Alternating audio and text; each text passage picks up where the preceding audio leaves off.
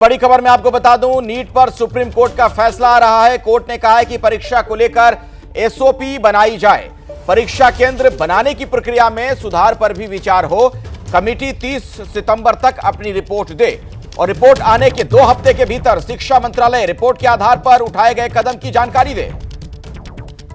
तो नीट पर supreme court का यह बहुत ही अहम फैसला, आपको एक बार फिर से हम बता दें, नीट पर सुप्रीम कोर्ट का फैसला आ रहा है जिसमें साफ तौर पर यह कहा गया है कि परीक्षा को लेकर एसओपी बनाई जाए। और ज्यादा जानकारी लेते हैं अपने सहयोगी अंकित गुप्ता से। अंकित।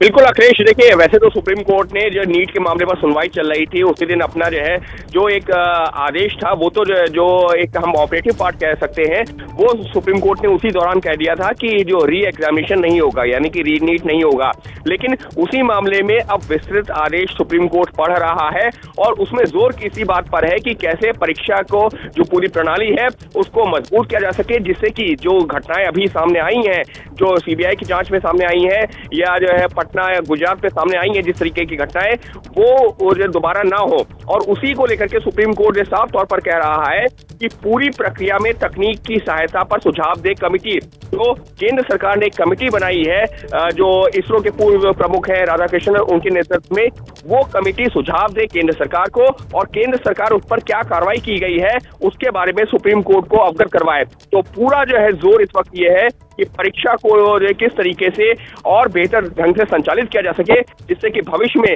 इस तरीके की गड़बड़ियां और सवाल न उठें। बिल्कुल, परीक्षा केंद्र बनाने की प्रक्रिया में सुधार पर भी विचार की बात कही गई है। कमेटी 30 सितंबर तक अपनी रिपोर्ट दे, ये कहा गया है और रिपोर्ट आने के 2 हफ्ते के भीतर शिक्षा मंत्रालय रिपोर्ट के आधार पर उठाए गए कदम की जानकारी दे। अंकित, ये बड़ा महत्वपूर्ण है कि साफ तौर पर कहा गया है रिपोर्ट के आधार पर कदम क्या उठाया जा रहा है, इसकी भी जानकारी दें आप।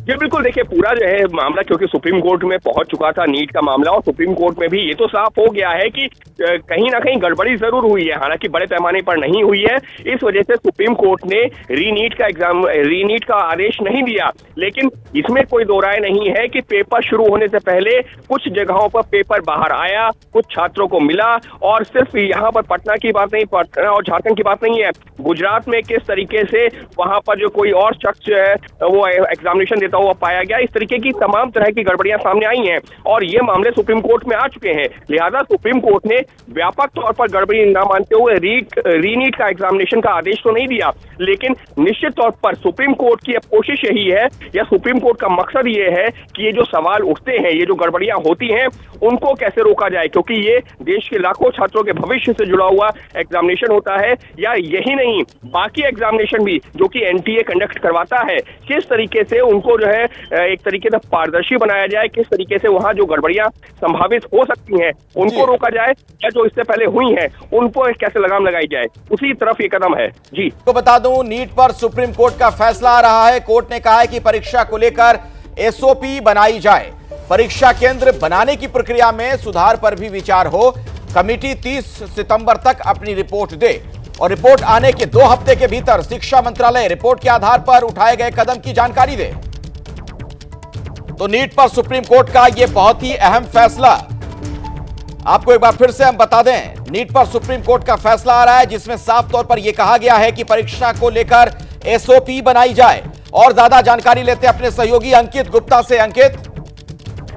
बिल्कुल अखिलेश, देखिए वैसे तो सुप्रीम कोर्ट ने जो नीट के मामले पर सुनवाई चल रही थी उसी दिन अपना जो है जो एक आदेश था वो तो जो एक हम ऑपरेटिव पार्ट कह सकते हैं वो सुप्रीम कोर्ट ने उसी दौरान कह दिया था कि जो री एग्जामिनेशन नहीं होगा, यानी कि री नीट नहीं होगा। लेकिन उसी मामले में अब विस्तृत आदेश सुप्रीम कोर्ट पढ़ रहा है और उसमें जोर इसी बात पर है कि कैसे परीक्षा को जो पूरी प्रणाली है उसको मजबूत किया जा सके, जिससे कि जो घटनाएं अभी सामने आई हैं, जो सीबीआई की जांच में सामने आई हैं या जो है पटना या गुजरात पे सामने आई है जिस तरीके की घटनाएं, वो दोबारा ना हो। और उसी को लेकर के सुप्रीम कोर्ट ने साफ तौर पर कह रहा है कि पूरी प्रक्रिया में तकनीक की सहायता पर सुझाव दे कमेटी। तो केंद्र सरकार ने एक कमेटी बनाई है, जो इसरो के पूर्व प्रमुख है राधाकृष्णन, उनके नेतृत्व में वो कमेटी सुझाव दे केंद्र सरकार को और केंद्र सरकार उस पर क्या कार्रवाई की गई है उसके बारे में सुप्रीम कोर्ट को अवगत करवाए। तो पूरा जो है जोर इस वक्त ये है कि परीक्षा को किस तरीके से और बेहतर ढंग से संचालित किया जा सके, जिससे कि भविष्य में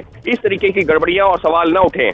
बिल्कुल, परीक्षा केंद्र बनाने की प्रक्रिया में सुधार पर भी विचार की बात कही गई है। कमेटी 30 सितंबर तक अपनी रिपोर्ट दे, ये कहा गया है, और रिपोर्ट आने के 2 हफ्ते के भीतर शिक्षा मंत्रालय रिपोर्ट के आधार पर उठाए गए कदम की जानकारी दे। अंकित, ये बड़ा महत्वपूर्ण है कि साफ तौर पर कहा गया है रिपोर्ट के आधार पर कदम क्या उठाया जा रहा है, इसकी भी जानकारी दें आप।